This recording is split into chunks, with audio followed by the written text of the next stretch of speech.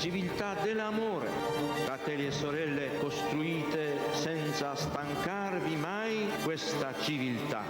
Lavorate per questo, pregate per questo, soffrite per questo.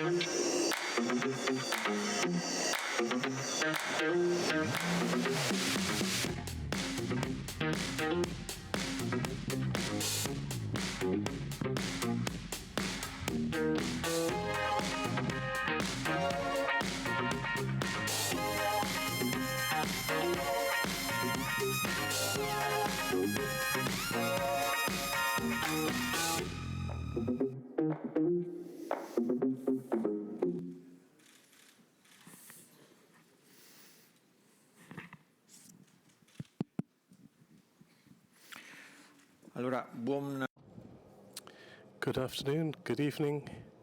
We're sort of on the borderline between those two. From need to integration is the theme of this encounter, this meeting that we're doing in this 45th year of the meeting. It's a bit emotional coming back here to here where last year we spoke about Aldo Moro, about the relationships he had with CL as it grew up in Rome. And like I say, nothing happens by chance, as we say.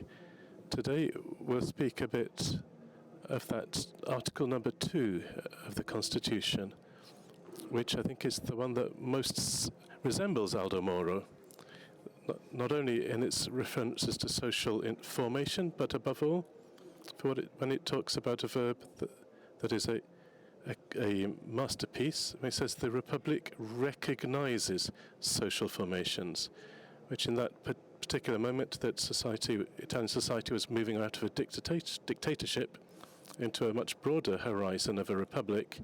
This wanted to indicate that a national community, a system of values and experiences exists, that the state needs to respond to this thing.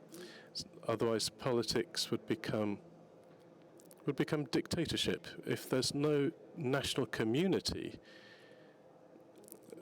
a popular sovereignty, which is there in Article 1, then there is the risk of falling in dictatorship. And really, we're going to talk about this alternationship between so-called civil society as a protagonist and the institutions, the link between those two. So with the Minister of the Interior Minister, Mr. who I thank you very much, Matteo Piantedosi.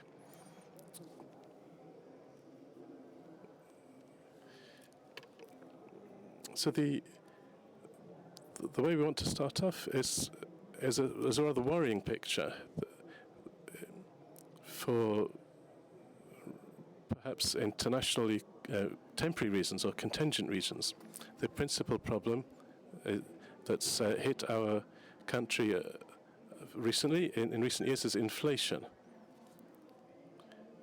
That's a subtle thing that interferes in the lives of family, that comes without news, but at the end of the month of Italian people, you realise that the number of people suffering poverty in Italy, in the most recent ISTAT report, is almost 6 million people, and we know that the people who are hit most hard by inflation are the poor people of families with children, and this is an objective problem that political rhetoric can risk to instrumentalize this, to exploit it. But we want to use this for constructive ways to see how we can overcome these conditions.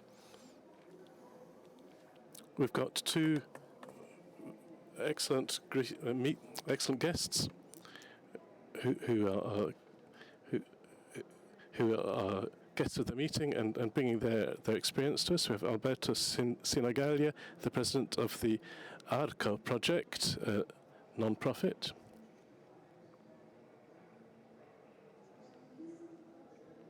And who, as well as being, we could say, the protagonist at the meeting, is here with his experience. Is also with his colleague Giuseppe Frangi, sort of the curator in some ways of a wonderful exhibition that shows something that is well known to people at the meeting. How fragility can be the opportunity to open oneself to the essential, to beauty. It doesn't mean being building a kind of lodge for losers in what's merely adequate.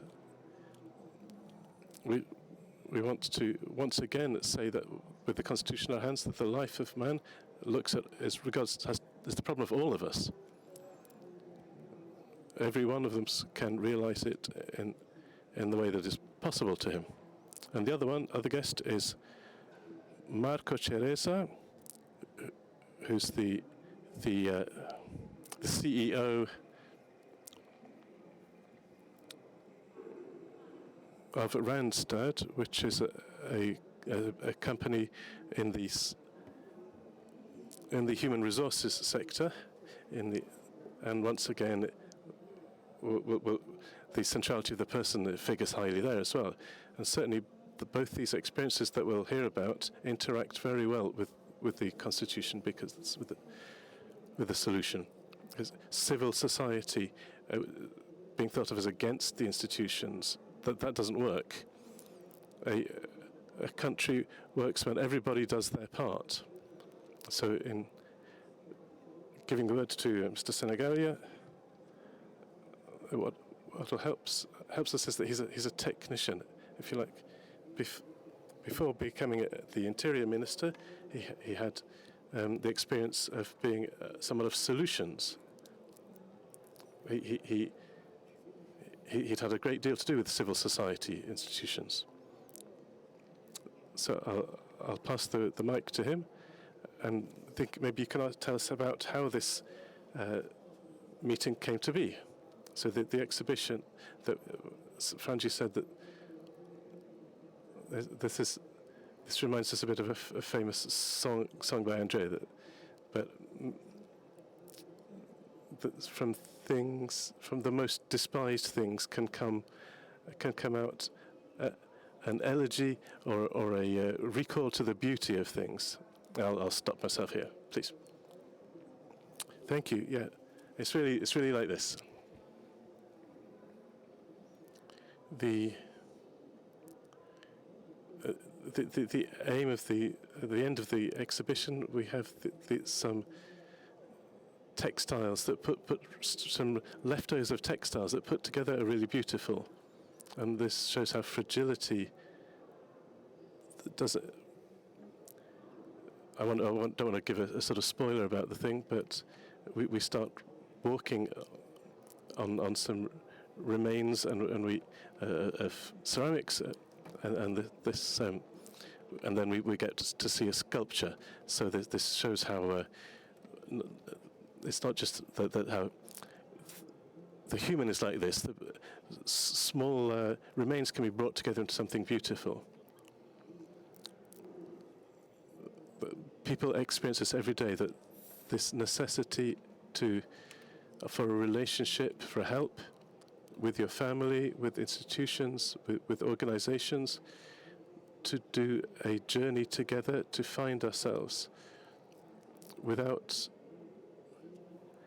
forgetting the experience. So the final sculpture in the exhibition, you see that it's still got some fractures in it. So we all bring our wounds with us, and this is really the effort that we want to make. We always say that there are different columns. There's the institutions, which alone can't do everything. They need the social private sector, there's organizations, they need volunteers, and an active citizenry. So there are 4 columns that together manage to, working together, they manage to change the life of people.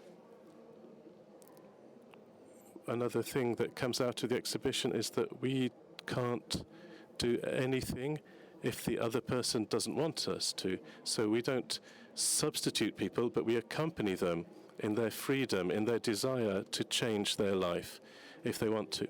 So for a while, we can't sustain them, we can't substitute them, replace them. As you also know, in the religious area, we know that there are many people who are inspired by religion in this area, and also the Lord can't change your life, can't grab us. Only when we desire Him, only when we desire to walk, can we walk together. So in the freedom of the people, of the persons, we seek to do this. We ultimately, as you said, the statistics have continued to get worse in the last 10 years.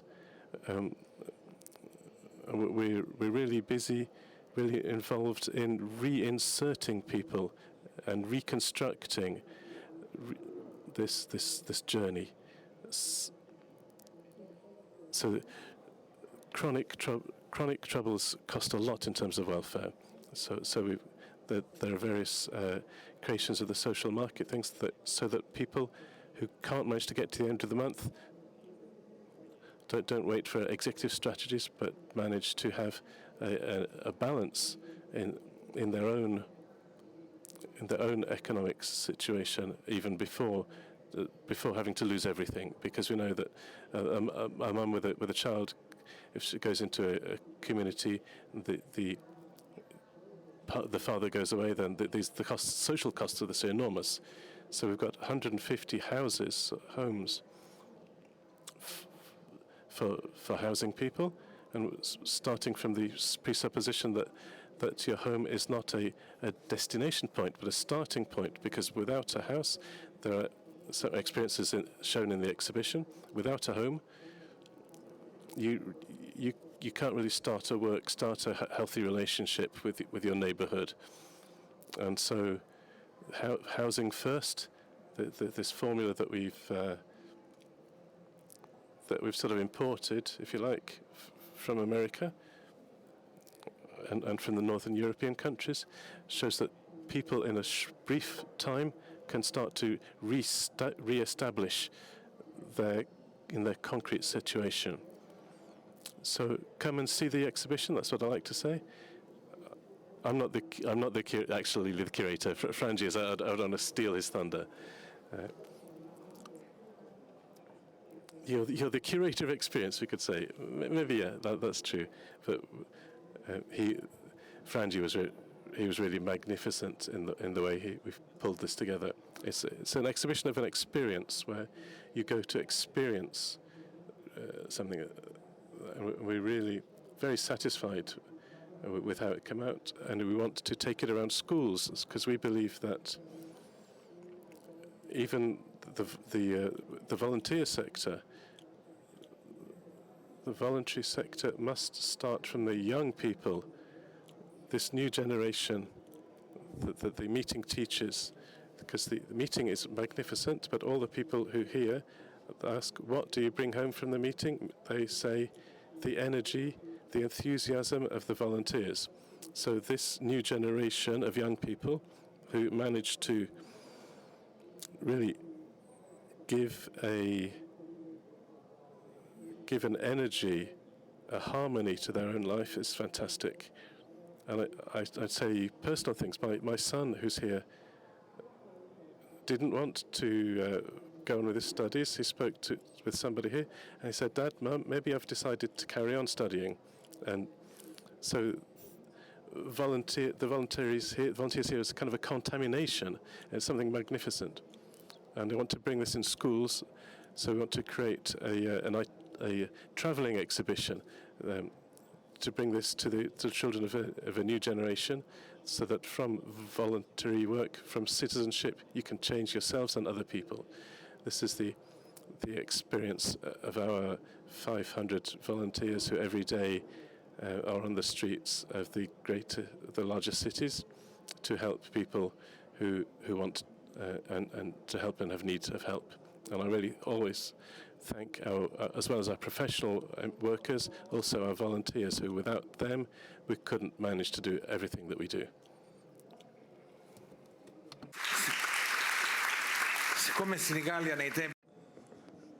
Since in the times Sinigallia was better than what we promised, so I'll incorporate 30 seconds to talk about Frangi. He's a great colleague. And how can I say, you can tell that he's related. You can tell that the blood of great men runs through his veins. He's truly an interesting journalist, and he's very careful to the art of journalism. You know, as journalists, we're great approximators, while he's really truly understands the beauty of his profession. So he was a great choice. So integration, I'd like to ask you, you know, you have a relationship with the management of resources that are confiscated from organized crime. There's a lot of levels to the problem, but even the ministry and the minister himself are called into question. So you already have relationships in this sense. Yes, we're very happy to have this relationship with the ministry. You know, we won the first and the second place in some of their competitions. You know, there was 400 projects that were proposed to the ministry, and we came both first and second in a national competition. These two big projects we proposed, these two establishments we set up, one in Rome, one in Varese. We have many homes, especially in Milan, confiscated from organized crime groups, where, you know, previously they were houses, there were crack houses, and there were drug dens, whereas now we repurpose them, and now there are women with children, and there are new families that live in these houses, and it can change their lives. So we now use these properties well. There's still a great deal to do, obviously, but in the Lombardy region alone, there's 16,000 homes that we need, and that we need to rebuild. There's 10,000 people on our waiting list. There's foundations, citizens who would like to or could contribute. So even on that front, just bringing together as many actors as possible, as many different entities, we could really achieve something. It's unfortunate because that there's so many homes out there that we aren't able to use for the common good. So it's an interesting story you tell us, because it shows what Don Pugliese said. You know, I went through the marvelous adventure of having met him, and it came out that there was this great priest who, on the day of his own birthday, he went home on his own, not because he didn't have friends on his birthday, not because he must have behaved like a martyr. It struck me that a priest who was always so surrounded by youngsters, while he was on his own on the day of his birthday, then when I knew that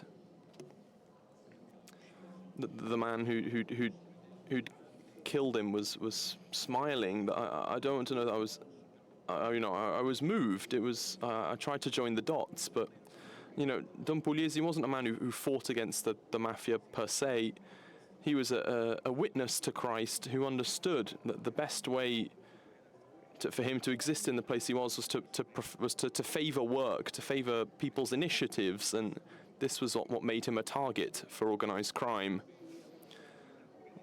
So taking property away and resources away from organised crime and re-injecting them into the community to create integration, to create jobs, this is the best homage we can make to these witnesses, you know, including other, you know, great men like Borsellino, who are the great witnesses in our time of this.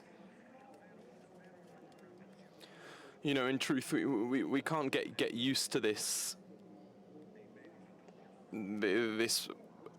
policy of taking away from the mafia and using it for good, because good can be born from evil, and that's an important aspect. So, Marco Ceresa, this discussion about HR, about human resources. So, it's putting people at the center of the conversation. You have a very active and creative group. It's very involved. And even here, as you tell us, I'd like for you to interact on the kind of hot topics, particularly that of immigrants, because you have some good policies in progress that you have in place. I think involve the idea that the government is carrying forward, which is, it's quite nice, the idea that the Matteo plan, which harkens back to a great, there's a De Gasperi exhibition here, and I'll reveal something that all of you can learn here. Matteo spoke at the first Christian Democracy Party conference on the relationship between Christians and the resistance. So, harkening back to this approach, let's say this human approach, and this approach to the African continent, where in the past there's been quite a colonialist outlook, but I don't want to talk about, bring you onto sociology or politics now, but surely on this very interesting topic, we'd like to explore the potential of people's origin countries, and to communicate all this, with the needs of businesses. You guys were telling me that if we don't intervene at this level, Italy risks to go into decline. Obviously, yeah. So first of all, for us at Randstad, work is, we say that work is like bread. I'm an optimist, because I see right now that what we need to do is find the right people for the right businesses, rather than doing the opposite. A few years ago, when I began this job, it was very different. We had to fight to get requests from clients. There were people, they were available, but we couldn't get them to the job they needed to do. So why did things change? It's because there's an important demographic problem. We're missing, we lack young people, and the choice that we have at Randstad that we need to make, but also that we need to make as a country, is to say, so either we can include people to strengthen our economy, to make things work, or we need to organize ourselves in such a way for our nation to decline. So for some years now, we've had some, for example, in a few precise sectors like healthcare, to go and take nurses, doctors from outside of Italy. Only that, previously it was just, nurses and doctors, but now we've realized we're missing other figures, other key people. The work that needs to be done isn't just that of giving skills to these people, but also to make them understand how they need to behave in order to be accepted well in our society and in our businesses. So, civics education, but even, before that, just teaching them the Italian language. They're things that we teach people who, in one way or another, we invite from abroad to work in Italian businesses. So I think we must say that we as Randstad, we take part in this organization called Enactus, which holds competitions between various universities, all the universities of the world. And what strikes me when I went to their national final, or to their global finals, that the universities that come from Africa, South America, and some parts of the global East, are universities through which very motivated people graduate, and also very, very competent, very skilled, and they're people who kind of operate on a higher gear to graduates, for example, that graduate here in Italy. So what we try to do is to engage in a conversation with businesses to help them understand that they can't only have people from Africa only do the simple jobs, but you need to invite people to come from Africa, from Latin America, people who have the ability to be great leaders in our businesses. But the real problem isn't only educating these people, it's educating the people that we have within our businesses, because when we speak about inclusion and integration, it's important to understand that these people have different habits, different customs to ours, and we need to, in one way or another, accept certain things, and on other things, influence them slowly but surely to try and bring them into what we can call it our tradition, try and influence them more towards that. I lived for a while in Belgium, in Liège, and Italians in Liège are seen as, the sons of miners. There was joke upon joke that was made about me as an Italian. And from that point of view, I understand the difficulty of people who enter into a business and in some way they need to be accepted by the people who are in those businesses. So for that reason, when we go and we speak to our clients, we talk to them about this, about the people within the business, about training, and we try and help them become more inclusive. Becoming inclusive doesn't mean just, as often we say, I've got 50% women in my business, or, I've got 40%, of people not born in Italy and so forth, because these are just percentages that while they have some importance, I think what's key is to help people harness their maximum potential, to use their skills independently of their gender, of where they come from, and of who they are. Because from this point of view, it's a question of starting how much potential someone has and how we can help them work better and give back to society. And we need to give them a future. Housing is an important question, because moving people from one place to another, the first problem is housing, obviously. So from that point of view, we always need to stay busy. We need to help people to find homes for these people.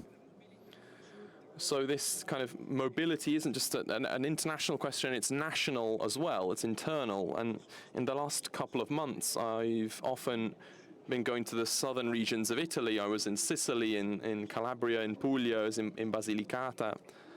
And there we opened some centres, and I was shocked because some of the people that we hired, I don't know, we've got maybe 30 people in Syracuse, maybe 30 in another city, 30 in Agliano, which is in Basilicata, a dozen here, a dozen there. These are very valuable, valid workers, and what we call our hubs. We've been opening them up and down the country in these regions, because there you find some extremely capable people who are very happy to live in the regions they were born in. So because of that, there's a whole kind of movement we need to follow in order to give a future to our economy, to our country. I don't know if I've answered your question properly.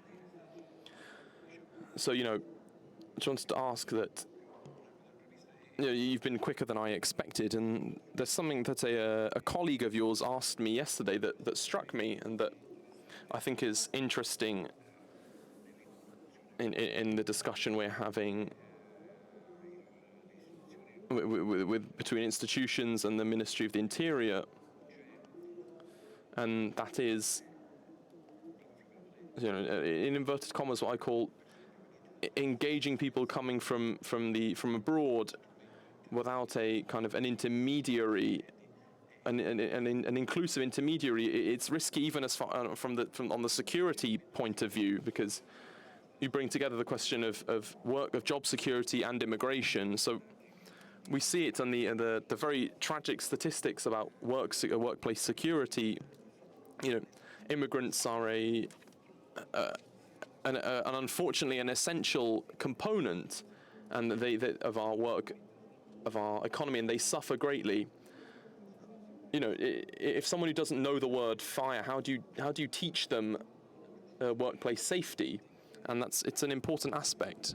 So in 2023, through a training program aimed at refugees living in Italy, we put 1,500 people to work. We found them jobs, but these people were trained with somewhere where the Italian language is important. And even then, among these refugees, we found some people who have degrees, people who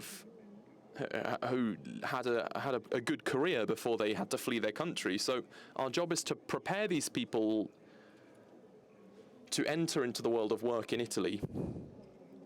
So, among this, we've helped the Ministry of the Interior. We've given them some people to accelerate all these bureaucratic processes. Because if a person has the right to stay in Italy, has a residency permit, the quicker we can process this, the better it is, because then you can put this person to work quickly. So working together is hopefully the key word of the day here. Working with people who could find us some talent, people who want to work together with public administration, with the government, that can facilitate these people to find work. We need to work with those who own homes, who own property, and by working together with all these people, I think that's critical. So, final thing I'd like to say, as I was saying earlier, we've got a lot of work to do. I've only got one fear, and that's that back in the old days when Italy was still on the lira.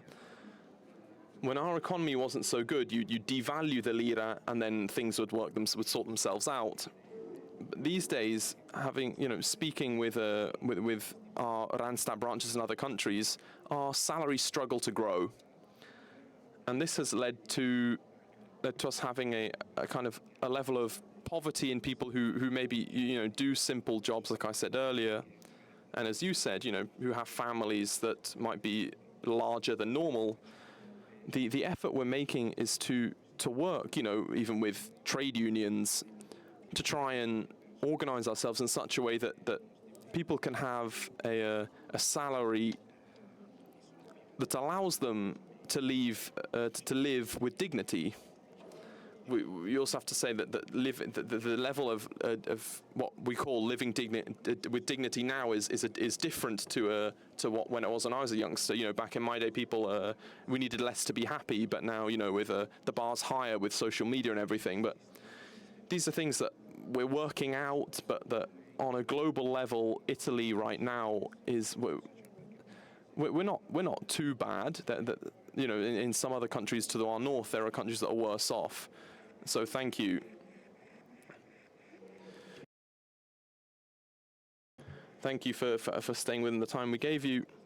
For one next interlocutor, and then we might have another. We might be able to go and have go around the round table again. So the Ministry of the Interior, Matteo Piantedosi. In a debate like this, you're a key person not only because of the role you play, but because you're a man who's worked under many different governments, and you've worked across many levels. You've been a regional prefect. You've worked in municipalities.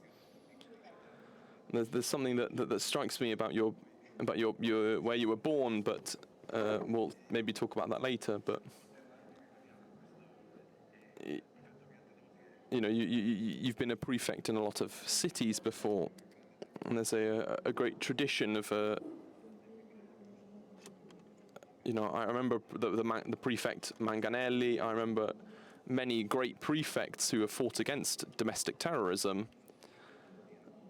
You've been prefect in Bologna, in Lodi, in Rome, and you were the head of the cabinet, and you're also the vice chief of the police. So you can say that the things we've spoken about today, we can face them from a concrete perspective. Often, in political debates, lead us a bit everywhere. We can be a bit vague at times. But what reflections do you come up from these two things, experiences we've heard? Grazie per la domanda. Thank you. I've really enjoyed the things we've heard already, which I think they cross a bit with what we're doing in the ministry. So taking away from the sort of my present situation, I think it can be too simplistic to talk about the sort of in a political police situation. So we need, without going too far into philosophy and so on, and sort of security things, all things that these gents have spoken about or other, which are the theme of this debate, because obviously it's an activity, the intervention that we can do from a security, from a police type action, as we heard before, this acting to prevent, acting when there's a chronic pathology, these sort of phenomena. Does this mean acting only? No, it needs to act first. And I live, and I'm also happy from my personal background, and these things that have permeated a bit what I do in the Interior Ministry have become, these things are activities that in some way we try to intercept the deepest characteristic of social phenomena. So also that these things we can make more banal in discussions, but when something comes into mind, let's think about the dynamics of that we have in the theme of work. What the things you get to first? So law, strikes, and remediation. These things, some things which are only done by central administrations need to be developed, but I want to bring together what's in conflict. So, as a ministry, the Interior Ministry that has historically been representing of the state, the centralized state, even a little bit authoritarian. It's a ministry that acts very much from the base, but I think what we're doing is in line with the social doctrine of the Church, to include, to reason with, to accompany the parts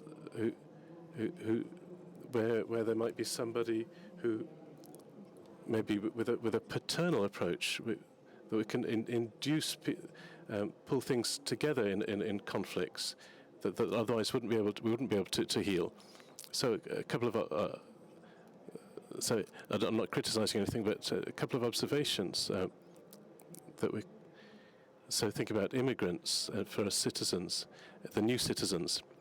So I subscribe what we've said, but what I would like to contribute now is that too often our discussion about these themes is based on elements and values that are almost exclusively economical. So the public debate about immigration, that whatever government might have, whether to regulate the flows of immigrants, etc., is often goes from just ideological, radical positions, or from with the sort of economic situation. We need people, we don't need people. So I think we need to think about the sustainability of immigration processes, but we're talking here about persons, and imagine the centrality of persons, as the Constitution said. So, to quote even, on the scale of values that Houseman had, but it's not just a question of primary values, but there's also those things that things that we also need to pose the problem of making those into our citizens. The discussions are a bit complicated, but we need to give satisfaction to that physiological temptation situation of everybody wants to have a role in society, wants to be useful in society, and obviously this comes often through work, but not only through work. So their role is fundamental. So I want to bring into the discussion some personal experiences, some more recent ones perhaps. That another theme that I'd like to underline as a representative of a administration that has a historical matrix of was very strong.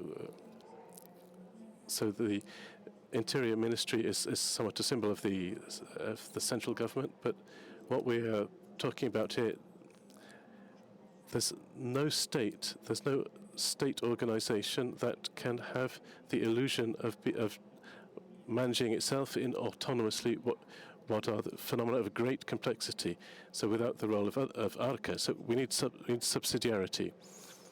So even I want to say that the procedure that we were talking about before, these were an innovation that we introduced, that of assigning directly these properties taken from organized crime, so that without any intermediaries.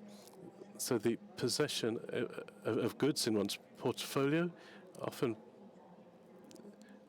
you need to have a way to utilize them.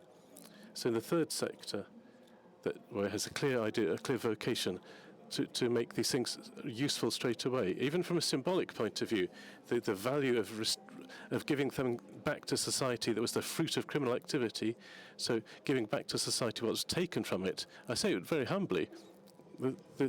This can be done very much better if societies in the third sector are involved, so the intermediate organizations. So this is also true for the experience you were talking about yourself. So we sometimes, we don't want to, there are things we can open about contributions. We've lived years in which ideologically people discussed what things, reduced it, the disintermediation in work. So this thing has also passed through the states, but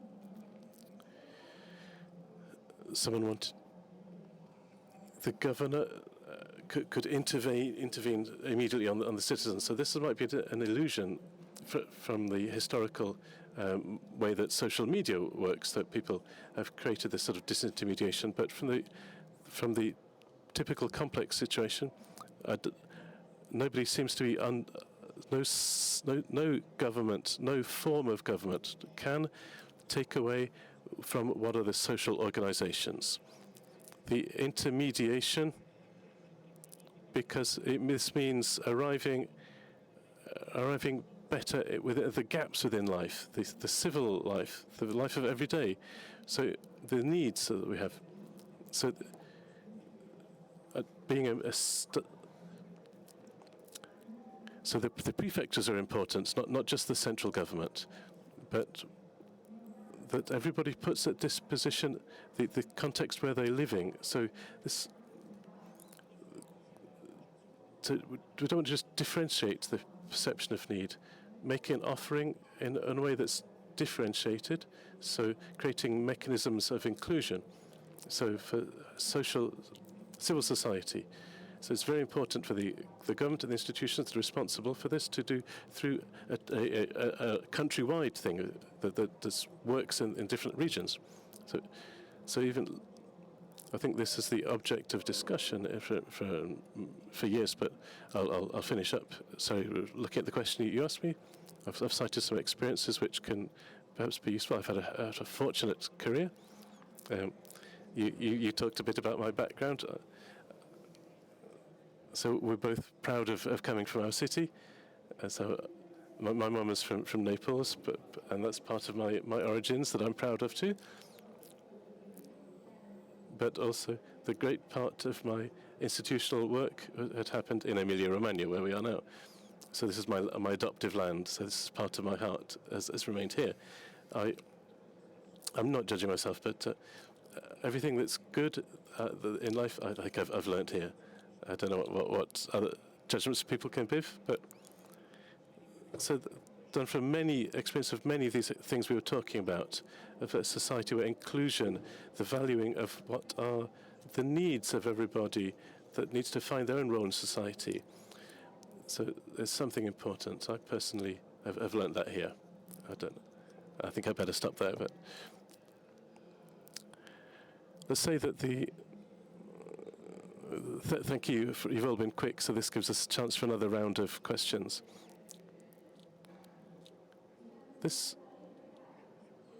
We're all in agreement with the fact that when human beings, the social formations, social groupings work in a great collaboration, then we can obtain great results. We know that, as we said before, even the corporation, incorporation, there's a reality that in some way needs to be rediscovered. But so this is a bit of a valuing of these social formations. But what is the point? The point is that we're seeking to develop today the collaboration with institutions. So getting back to the perhaps more delicate point, so collaborating in this very constructive spirit that's typical of the meeting, but also of these encounters, where it's clear that for everybody, working on things together, social can be very constructive. So, Minister, I think that you share this idea. I think that one of the institutionally important places is that of the Viminale. We don't speak of power, but of potentiality. So there are boundless things about this that you can know. So I'd say this last round, let's propose to your authoritative experiences that converge in some way the common good. What can we do to improve this collaboration? I naturally think that everybody read newspapers, so we know that ISTAT is part of this wave of this success that doesn't matter. So we need probably to break a few taboos, perhaps working for an integration that's more easy, but at the same time more, as you said, that can't just be. So do we need a more edge legislation list? How can we help the collaboration between institutions and civil society? And I'll ask firstly to Sinigallia. So please don't ask me to talk about legislation, but civil society. So certainly, as I said, there are chronic problems that we need to collaborate on.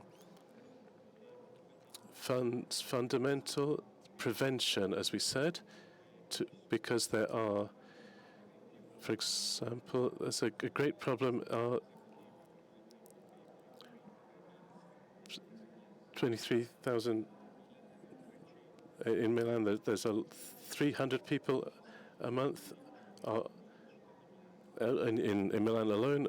I think lose their homes. I think without blame. So this is an enormous thing. The economic welfare collaboration should be done with those who. So the legislative power, who has that? The local administrators who run the territory, so that 33,000 people don't lose their home.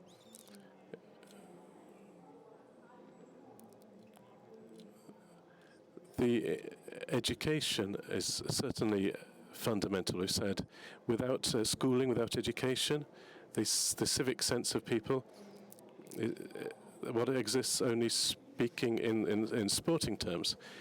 In the sporting world, the winner wins. So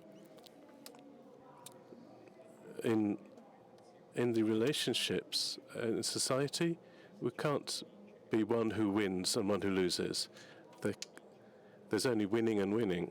So to do this, we need many times to get out of the instinctive side and make ourselves aware that we want to move from I to us to we.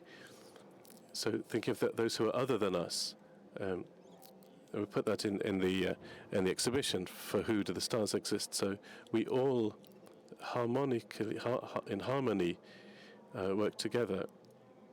I can't go into what we need to do. I only say that we need to have empathy with the other, who is the foundation of our daily work, to understand the other person, what they want, what they need, prefiguring a journey and monitoring this journey, this path. So there's no point just laying it out. But if you don't monitor how people are getting on and we don't see, we don't put some boundaries, then the time factor in all of this, we risk to have a nice process, but in economic and welfare terms that it can't manage. So I'll go back to the image of the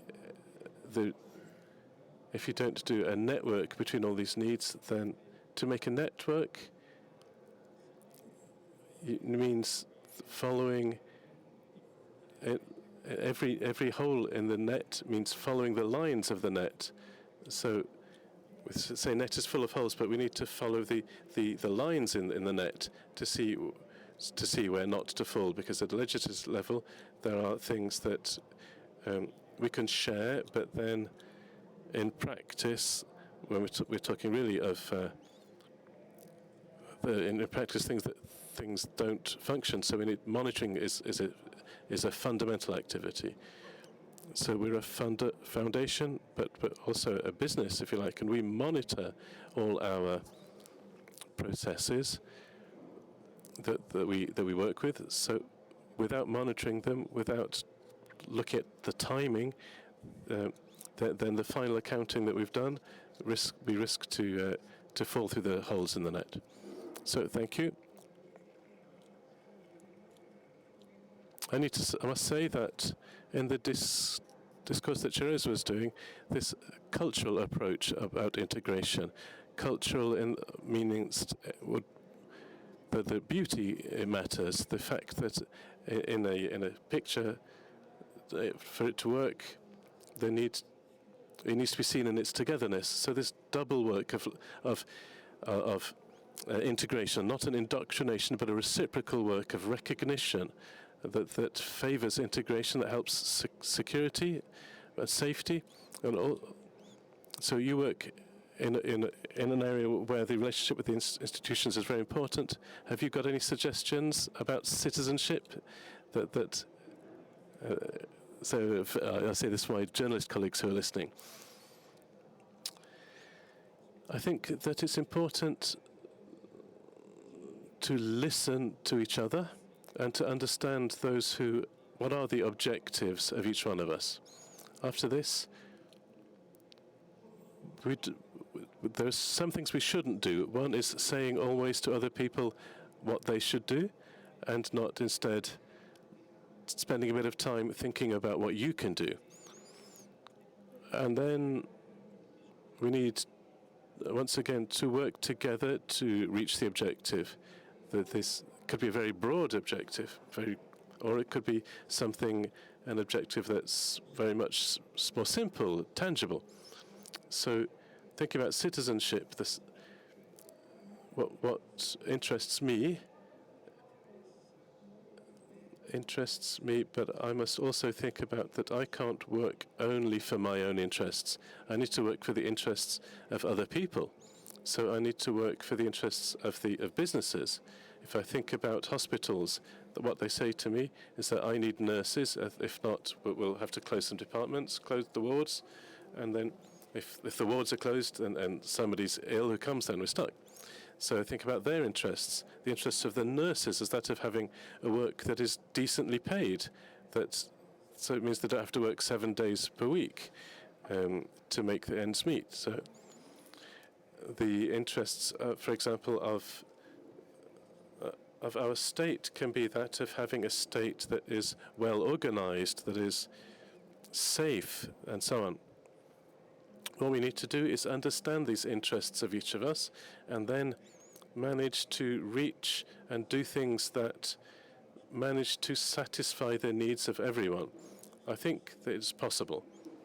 I think that, above all, we Italians can do it because we have this culture of welcoming, of acceptance, of working together that I think is stronger in us than you might think. Because if you go to work in other countries, you realize that our society, our civil society, is very advanced compared to others, we're ahead of them, that you might think they're advanced, but actually they have very little that's truly advanced about them. Excuse me. So what to say? Let's work together. Let's place clearly our objectives that each one of us has, and then let's listen to the objectives that each one has, and then work together to reach them. There we go. So we are now at the last intervention that I'll call for. I'll bring up once again the minister, please. So we want to have an approach that's very pragmatic, not ideological, for some very delicate and relevant themes, but these are also dramatic ones, because it seems that there's been prevailing an approach that isn't, perhaps optimistic isn't the right word, but that there's people place against realism, but we want to stay on reality, but with our heart open to hope, right? Because without hope, you can't even start the day. So I think some proposals might come forth. I don't ask the minister. This is something that would bring in Parliament and so on. So I can't ask a minister about his position on various things, but I'm sure that from a technical point of view, as someone who knows these problems really from the concrete approach, I think that we could at least break the taboo a little bit, speaking of a way to acquire citizenship that's a bit easier, with a certainty we need to work about. But what are, from your point of view, the needs?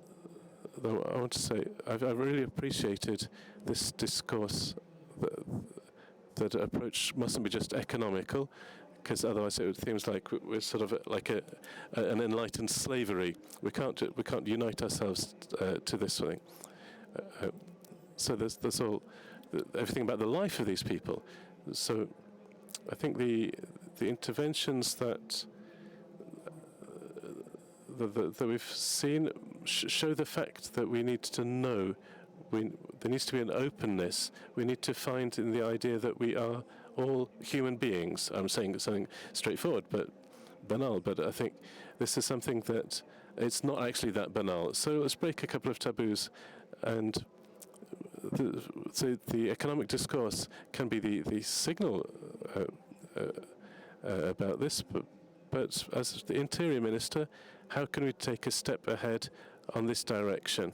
And let's seek to give a response that might be a bit on the debate of these days, without you having to unbalance things, perhaps, but because I realise this is going on in Parliament. So I thank you for your question and for your sensibility. I've no problems to conclude this discussion, and so things will go on.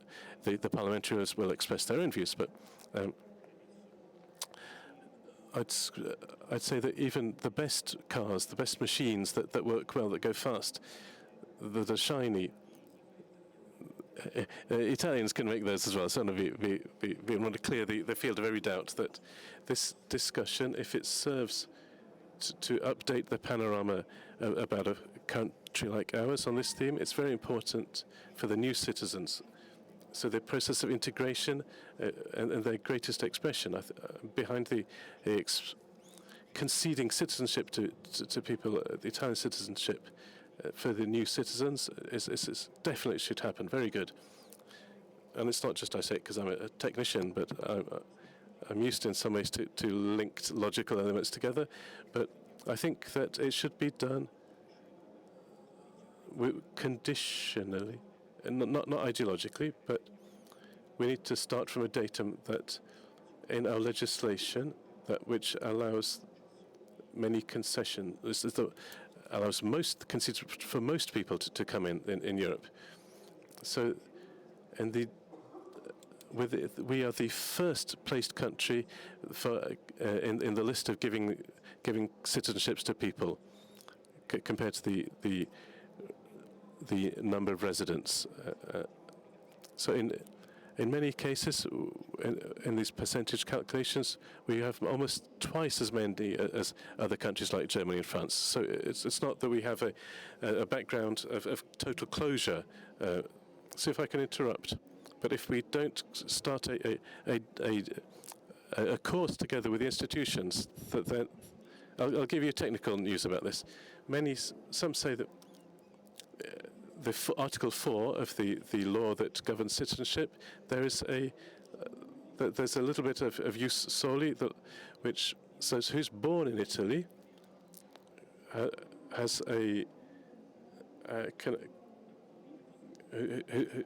who's lived here until 18, and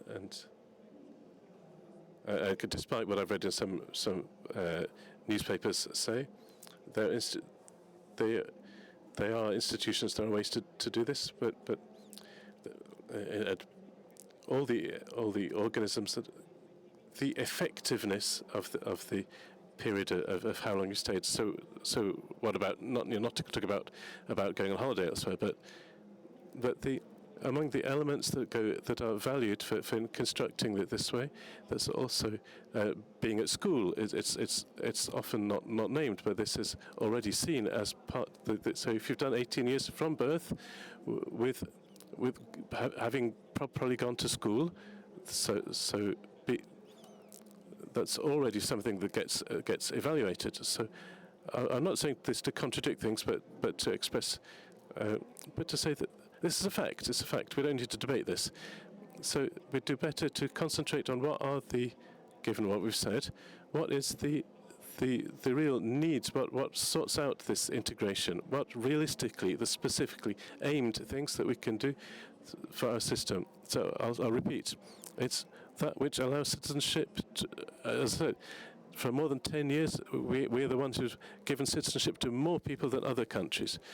So I'll easily say that if the discussion that has been raised, if it can be helpful, that maybe it needs to have some technical parts, certainly. So these are important themes. The values are important, and so that all these people need every moment, need all our attention. So certainly, this is a fact. Do it in the light of concrete, realistic data that show what is the reality of the situation, can help us not to deny the problem and push it away, but really to do something more targeted, more important, more. So what are our things that really help the needs that we're discussing? The needs for deeper integration of the people who come, economically, but not also. But what he said was important. Cultural, for adhesion. We talked about all the discussion about the Olympics. So in the Olympics, seeing not only a multi-ethnic composition in the Italian team, but also the way in which they enjoy it together, that they sing the national anthem together. So what helps to accentuate, to complete a journey that people do? I don't think it's because of this government. It's, the law was already there from the 1990s. So this has brought some good results. So thank you.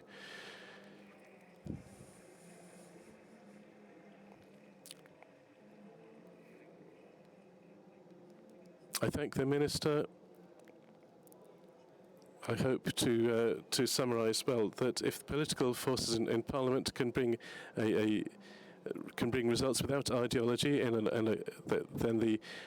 can collaborate, the Viminale, the Ministry is really ready to bring its own contribution. I've got no doubts about that, but it's a nice, good result to conclude saying that in some way we've kept faith with the reasons for which the meeting was born, the meeting for the friendship among peoples. So this friendship among peoples it's not only on the Italian soil, but to bring this discussion of the themes that are targeted about the good of man and of the community and the international community. So I think we've given it a little contribution in this sense, and if the political forces have the ability to work to collaborate, not just pulling up their own flags, then I think that there are some margins to where we can work in this direction. And naturally, this lets me to give the last bit of information, which is the meeting that allows these little miracles to happen, like that we've just seen today, of this collaboration within institutions and sort of breaking some taboos that we've done. I think this experience is one that goes ahead also through the contributions of each one of us. And so I'm happy to say that there are places here where you can contribute so that this little miracle that's gone on for 45 years, there are people who make it possible. There are 3,000 volunteers, as we talk about. So a friend of mine, I was in Milan for a little while, a friend of mine, a taxi driver, said, how much did they give you for working at the meeting? And he said, no, not only do they not give me anything, but I pay to take part in it. So this is the miracle of the meeting. And this is the miracle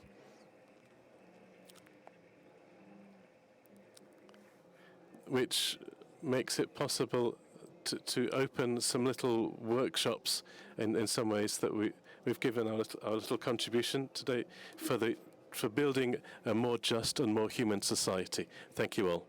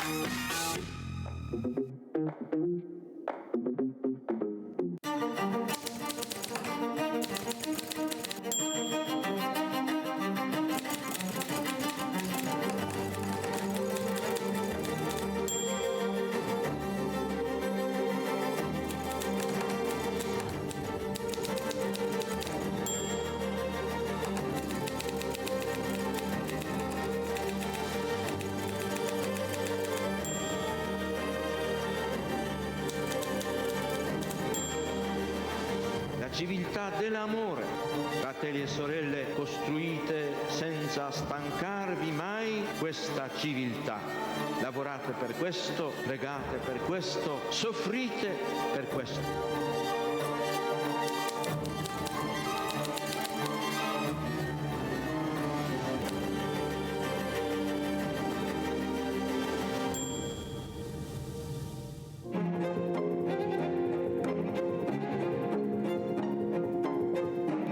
Si è voltato improvvisamente alla gente che era lì e ha detto: la gente che cosa dice che io sia? Chi dice che io sia?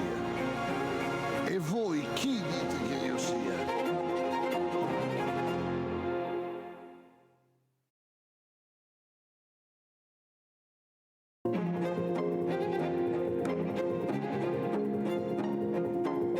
E allora si è voltato improvvisamente alla gente che era lì e ha detto: la gente che cosa dice che io sia?